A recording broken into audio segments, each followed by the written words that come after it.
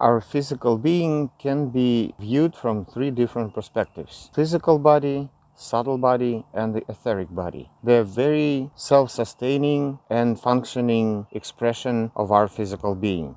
Let's look at physical body. It is made up of tissues.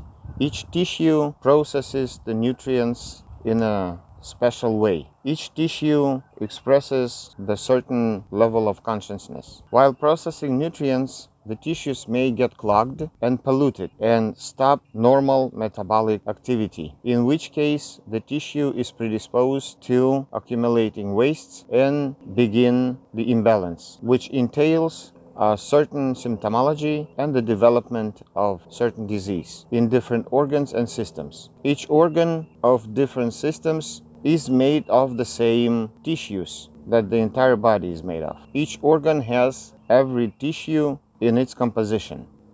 The purity of the physical body provides us with the physical health and proper circulation of energy. The subtle body is an expression of our mind mainly. It has different parts. It has different physiology than the physical body and different function.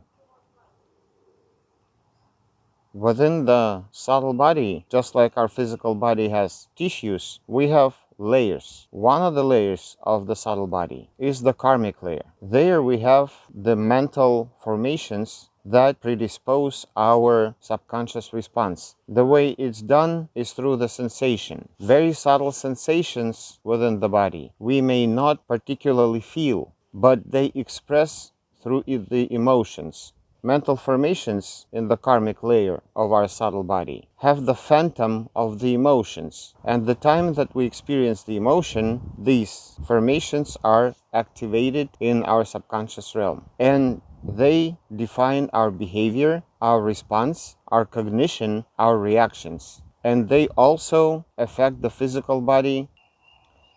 The way to regain the health and balance, it is utmostly important to purify the physical body, get all the toxins and waste products out of all the tissues one by one, step by step, and resolve the confusions in the subtle body. Release those mental formations in the karmic realm. The practices to that: reduce stress, anxiety, and fear in your life. Restore the good relationships with your loved ones. Experience being content in your life. Achieve your goals in the most flawless way while being joyful, happy, and energetic.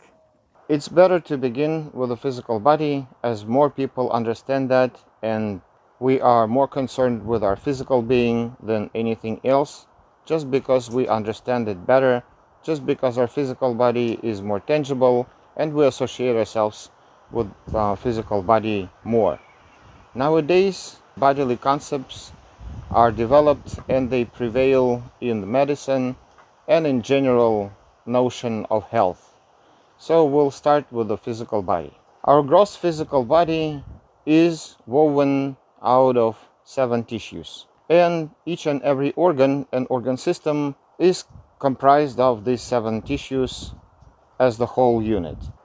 So these tissues, let me mention, are chyle, which is plasma, the part of the blood, then the red part of the blood itself, and then after that we have the muscle tissue, out of which the adipose tissue takes rise, which is the fat tissue.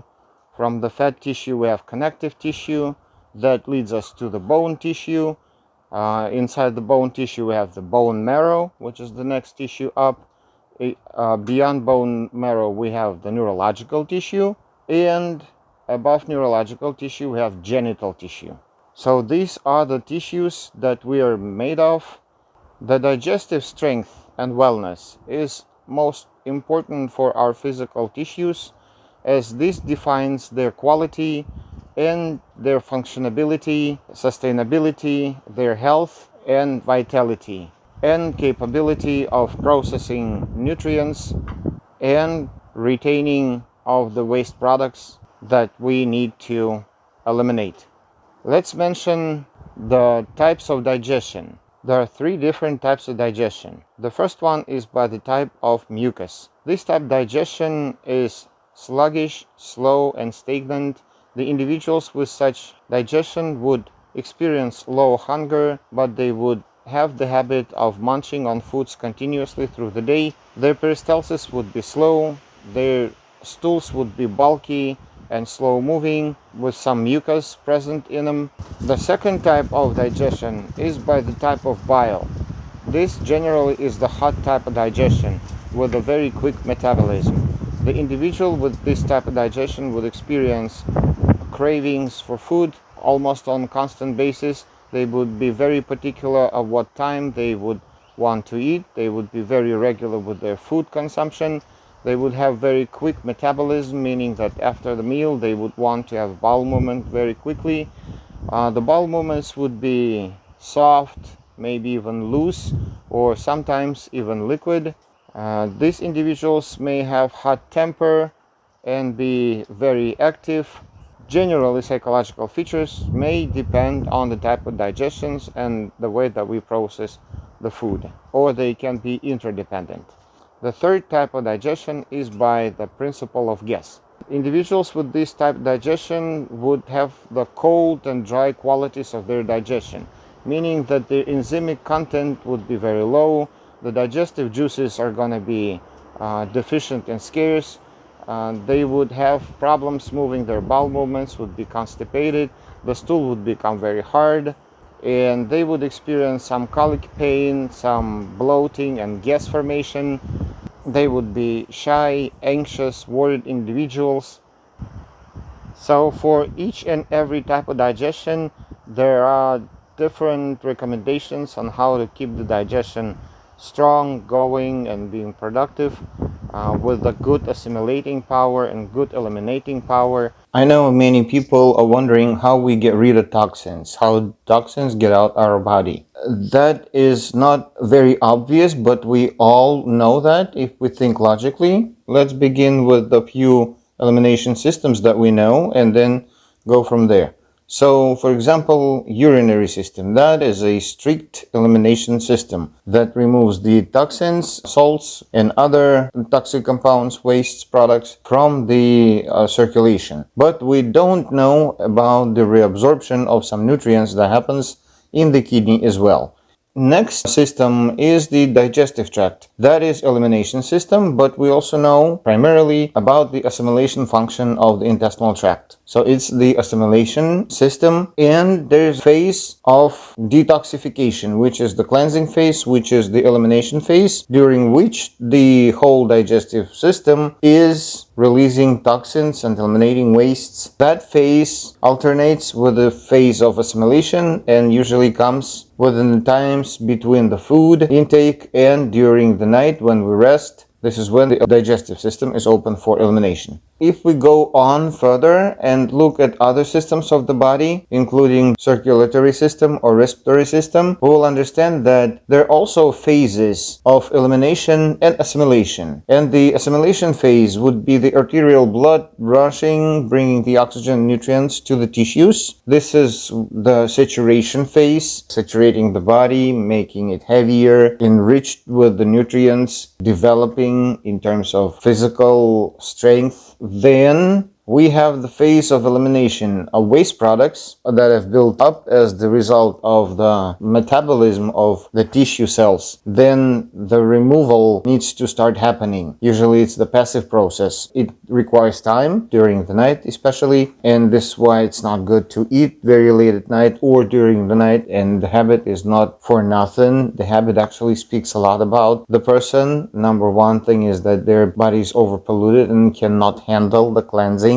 It cannot handle the elimination process, the cleansing phase, and therefore it wants to always be in the assimilation phase so it doesn't have to deal with the burden of elimination. So cleansing becomes a significantly vitiating process to that person. He cannot even sleep. Now, respiratory system is elimination system as well. On the exhalation, we are releasing the waste products, including carbon dioxide and some volatile compounds. Metabolic wastes of the fat tissue. That's elimination system, as well as our sinuses. That's where we eliminate a lot of gunk, which is a pretty heavy nature type of substance coming through our cavities: nasal cavity, throat cavity, frontal cavity, sagittal cavity. Especially the waste products of our brain has to come out and drain into the lymphatic system, and we know that the lymphatic system of our brain is not well developed, and there's a reason why, but it still drains some of the gunk that it produces through the sagittal sinus, and sagittal sinus may get clogged as well and requires some assistance in order to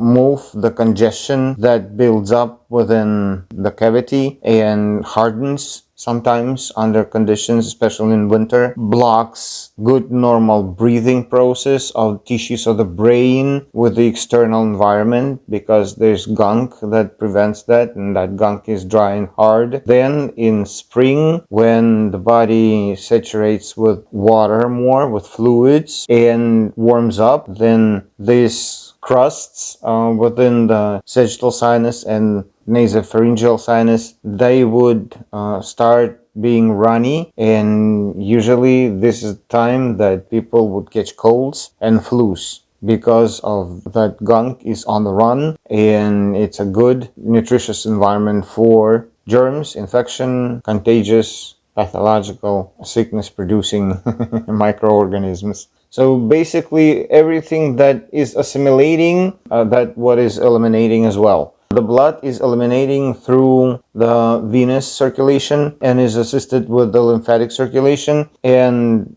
kidneys, of course, clear the plasma part of the blood, and liver cleanses the red part of the blood, as well as it regulates the other filtration systems of the body to properly eliminate. Respiratory system is eliminating system. Now we can also mention our skin. Skin is an organ, and it is pretty large organ, maybe one of the major organs of the body, and skin is assimilating and eliminating system as well. Each layer of skin intimately relates to a layer of the tissue of the body, with the external layer of the skin being connected to plasma, and the second layer to blood, and so on we go. The deepest layer is connected to our mind and to our genetics. Skin can be both assimilation and elimination organ that can regulate hydration of the body. Skin actually plays a major role. It's the reflector of the health status inside. It can show different manifestations in different areas of the body, and by skin we can identify many of the health indicators and conditions. Through the skin we can balance